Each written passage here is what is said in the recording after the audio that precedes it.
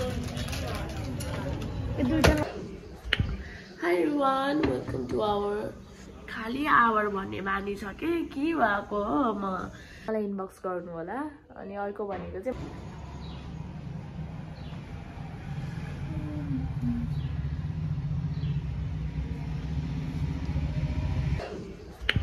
Hi everyone, welcome to our खाली hour भन्ने बानी छ के भएको हो welcome to my new second blog हैन अनि त्यसपछि मलाई सन्चो चाहिँ थाहा पाइहाल्नु होला नानीलाई पनि अलि सन्चो छैन भरे बेलुका हस्पिटल लिएर जानु छ अनि अर्को भनेको आजको मेरो दिनको सुरुवात हुन्छ लङ ब्ल्याक उसँग भन्ने आर्यन दाइको भिडियो हेर्दा म त खाली त्यही भन्ने भइसक्यो अनि आज चाहिँ अब आजको मेरो सेड्युल के छ भन्नुहुन्छ भने बेलुका नानीलाई चेकअपको लागि लग्ने प्लस अनि मेन मेरो काम भनेको आजको मेरो साथीलाई भेट्नु छ गएर हैन सो साथीहरु मैले चाहिँ सुन एकदम भेरी सुन हैन फेरि मैले आफ्नो अनलाइन बिजनेस फेरि रिस्टार्ट गर्दै छु फेरि कन्टिन्यू गर्न खोजिरहेको छु तर लाइक त्यो पुरानो स्टोरबाट हैन अनि उठ्यो क्या नयाँबाट हैन एकदम न्यूबाट हैन नाम के राख्नु सजेस्ट गर्नु ल तर छोरीको नाम जे हुनै पर्यो त्यो पछि अघि चाहिँ जे राखे नि हुन्छ सो सजेस्ट गर्न सक्नुहुन्छ है नानी उठ्दै छिन् मम्मी छोरी आज यस्तो सुती बिहान हेर्नु न त्यहाँ पल्टी सुतिरहेछ भाइ अनि मेरो भाइ चाहिँ स्कुल गइसक्यो हैन अनि यता मामुहरु बाबा हुनुहुन्न मामु खाना बनाइराख्नु भएको छ उफ नानी पनि उठिन् बल्ल आज धेरै बेरसम्म सुतिन् के छोरी अनि आमा के गर्ले छाना हाई भन्देऊ भर्खर उठेको छिन् अनि अलिअलि सन्चो पनि छैन हेर्नु न के सक्स फुकालिदिनु अरे नि त हो लु मुइया मेरी मुइयाको सक्स मैले फुकालिदिए त भयो भन न हस् भन त छोरो भन न बेबी मारो लाम खुट्टेले टोकेर ऊ भन्न सिकेकी छ कि यसले चाहिँ ऊ भन्छ अब म चाहिँ अब नानीलाई खाना खुवाउँछु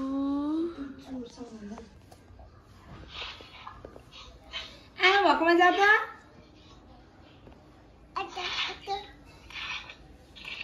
के भयो छोरो यहाँ हेर मामुलाई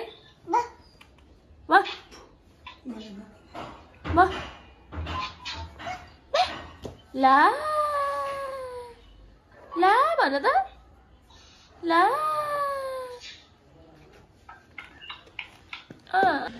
उफ साथीहरु म चाहिँ आमामा नुहाइ धुवाइ गर्ने होइन हेर्नु न यहाँ छोरी बाहिर डुलाउन हिँड भनेर यहाँ छोरीले मलाई यहाँ छोडेकै छैन यहाँनिर हिँड पार्दैछ आऊ छोरी यिनीले देखाम भने मान्ने होइन आऊ यहाँ आऊ त तिमी आऊ न म देखाउँछु हाई भन्नु ल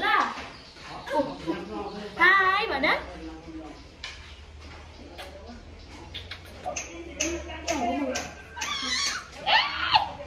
ला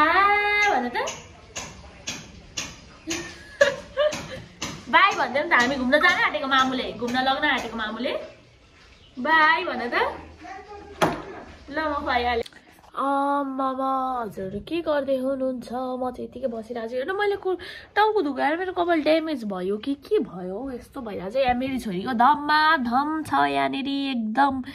बिजी छिन् काम गर्नमा एकदम बिजी छिन् यिनी यहाँ धमाधम काम गर्दैछिन् यिनीले मलाई सकाइरहेकी छिन् अनि अब चाहिँ म चाहिँ एकछिन नानी सुताएर चोकतिर पसलहरूतिर जानु थियो काम थियो होइन जानु पर्यो भनेको नानी सुत्नै लागिरहन् कि यिनी हल्का बिरामी भएको भएर नसुत्दाखेरि चाहिँ मयुसा पनि अलिकति मान्दिनन् के भनेर छोडेर हिँड्नलाई अलिकति उ भएर नगएको सुत्छिन् र भनेर पर्खेको अहिलेदेखि हेर पर्खेको हेर्नु न साथीहरु होइन भर्खर नानी सुतिन् क्या अनि त्यस पछाडि अनि म चाहिँ बाहिर जानुपर्ने थियो तर मेरो बाहिर जानु पनि क्यान्सल भयो अनि यसो नानीलाई सुताएको होइन यहाँ हेर्न मैले के देखेँ ठ्याक्कसँगले गोजीमा चाहिँ खेलाउन हालेकी रहेछन् कि यिनीले निदाइन् टाउको तात्तिरहेछ भरे बेलुका लिएर जानु छ निदाइन गोजीमा चाहिँ खेलाउन राखिछिन् के यहाँ हेर्नु न आयो फाइनली नानी चाहिँ सुतिन होइन म चाहिँ एकछिन आज कस्तो म साथीकोमा जान्छु भनेर मैले प्लान गरेको थिएँ होइन तर आज म चाहिँ जान पाइनँ किन भन्नु मम्मी खोइ सन्सक्रिन ल्याएको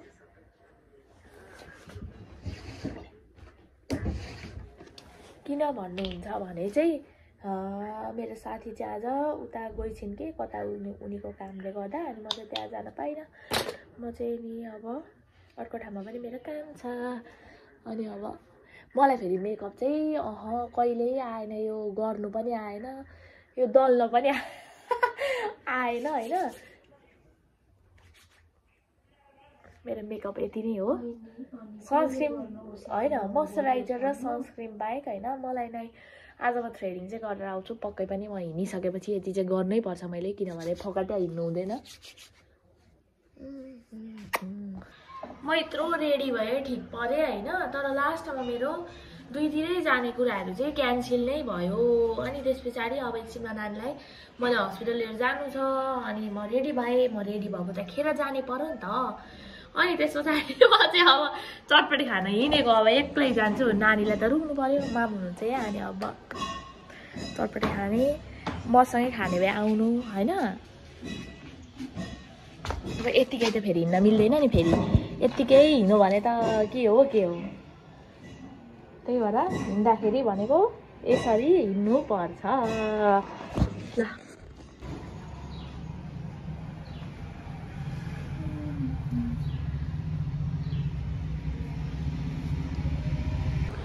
अनि अघि बाहिर जाने भनेको थिएँ जान प्लान क्यान्सल भयो अनि म चाहिँ अब ठिक परिसकेको थिएँ कि अनि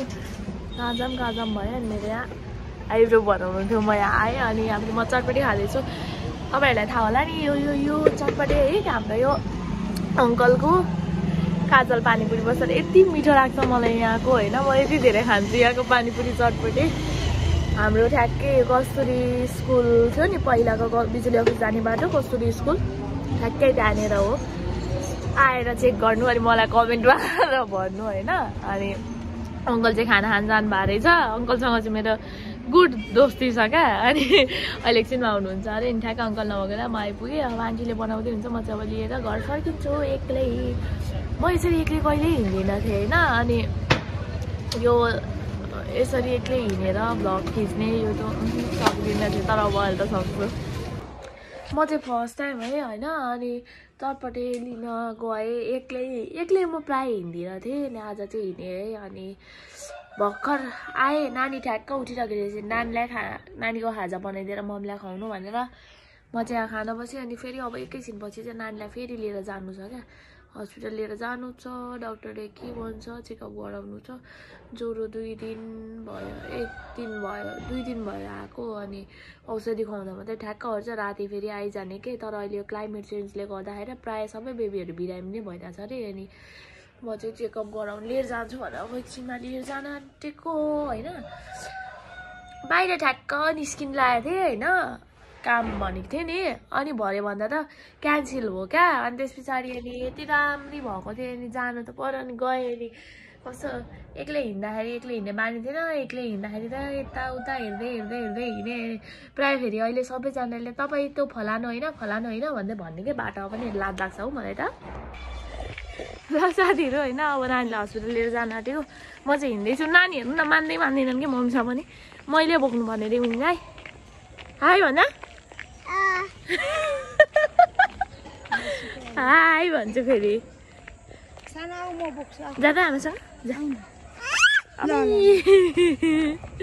यस्तो गर्छु नि यिनीलाई मै चाहियो अरे नि त हौ माया गर्दैन बेबीलाई समातेर गालामा माया गर्दैन त तिमी पनि समातेर गर न समातेर यस्तो हकी गरेर सानो भुल भन्छ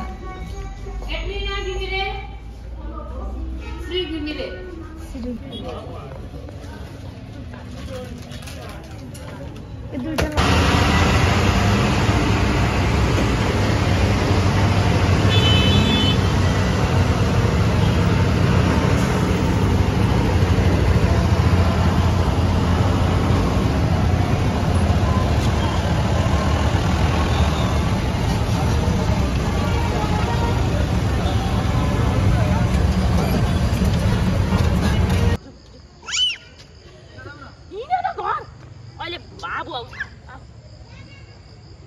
आउँछ म घर जान्छु हिँड घर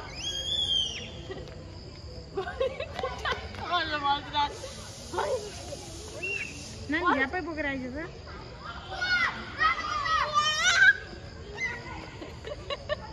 म गएको है भाइ भाइ बेटे बेटे बेटे बेटे बेटे बाइक आउँदैछ पछाडि पछाडि बाइक आउँदैछ यहाँ नि छोरी नमानेर अब मसँग घर जानु नमानेर उसलाई उहाँ डुलाउन लग्नु पर्ने रे कुकुरहरूले टोक्ला नि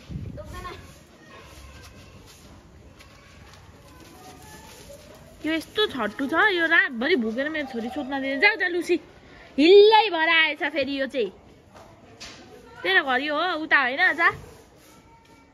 के गरेको आचे